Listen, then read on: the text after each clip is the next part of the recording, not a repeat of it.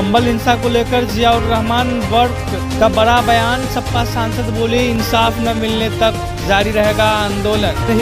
संभल हिंसा मामले में सांसद जियाउर रहमान वर्क ने लोकसभा में चर्चा न होने पर नाराजगी जताई। उन्होंने कहा कि जब तक पीड़ितों को न्याय नहीं मिल जाता तब तक आंदोलन जारी रहेगा।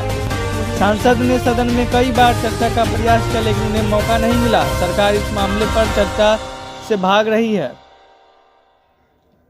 लोकसभा सत्र के दौरान संभल मामले को लेकर चर्चा न होने पर सांसद ने नाराजगी व्यक्त की है। साथ ही कहा कि जब तक पीड़ितों को न्याय नहीं मिल जाता तब तक आंदोलन करते रहेंगे। सोमवार को लोकसभा सदन में सत्र के दौरान संभल मामले पर चर्चा के लिए सांसद जियाउर रहमान वर्क ने कई बार प्रयास किया लेकिन उन्हें मौका नहीं मिल सका। सांसद ने बताया कि वह लगातार संभल मामले को लेकर सत्र में चर्चा करने का प्रयास कर रहे हैं लेकिन उन्हें मौका नहीं दिया जा रहा, इसलिए सोमवार सुबह को सदन की कार्रवाई को नहीं चलाने दिया। जहां नारेबाजी की तो स्पीकर ने दोपहर 12 बजे तक सदन को स्थगित कर दिया था।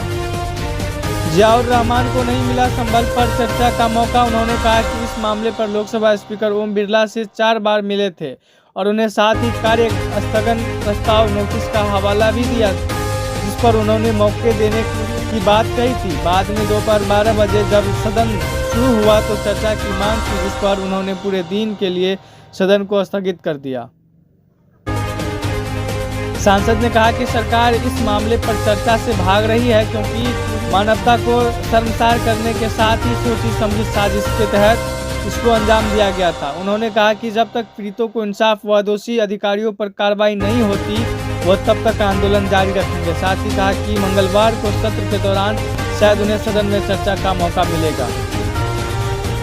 संभल हिंसा के मृतकों के परिवार के लिए QR कोड से हो रहा चंदा। सांसद सहयोगी जागरण जो संभल जिले में 24 नवंबर को हुए हिंसा में मारे गए बिलाल, नईम और अयान के परिवार के लिए चंदा एकत्रित किया जा रहा है। यह चंदा एक NGO द्वारा QR कोड के माध्यम से जुटाया जा रहा है जो मृतकों के परिवार को आर्थिक मदद देने का दावा कर रहा है। हालांकि कुछ दिन पूर्व यह भी दावा किया गया था कि जिन लोगों के द्वारा चंदा एकत्रित किया जा रहा है उनके द्वारा मृतकों के परिवार को कोई सहयोग धनराशि प्रदान नहीं की गई है। लेकिन जैसे ही यह मामला इंटरनेट मीडिया पर और अन्य मीडिया के प्रकाशन में आया तो पीड़ित परिवार के द्वारा दावा किया गया कि संबंधित NGO और अन्य लोगों के द्वारा उन्हें चंदा के माध्यम से मदद प्रदान की जा रही है। संभल में मस्जिद और हरिहर मंदिर के बीच हुए सर्वे के दौरान हिंसा भड़की थी। 4 लोगों की मौत हो गई थी और पुलिस अधीक्षक कृष्ण कुमार बिश्नोई, उनके PRO संजीव कुमार के अलावा डिप्टी कलेक्टर रमेश बाबू, CO अनुज चौधरी समेत 30 अन्य लोगों घायल हुए थे। हिंसा में आगजनी, पथराव और फायरिंग हुई थी जिसके कारण स्थिति अत्यधिक तनावपूर्ण हो गई थी। मृतकों के परिवार को मदद पहुंचाने के लिए NGO के अलावा हैदराबाद से सलमान और अन्य लोग भी सामने आए हैं। मृतकों के परिवारों का कहना है कि वे आर्थिक सहायता के लिए NGO की मदद से उम्मीद कर रहे हैं ताकि उनके जीवन की स्थिति को सुधारने में मदद मिलेगा। हिंसा में जिन परिवारों ने अपनों को खोया है उनकी मदद के लिए समाज से सहयोग जुटाने की प्रक्रिया तेजी से चल रही है। इस समय मृतकों के परिवारों को आर्थिक और मानसिक दोनों तरह की मदद की आवश्यकता है और इससे पहले की तहत उन्हें राहत देने के प्रयास किए जा रहे हैं।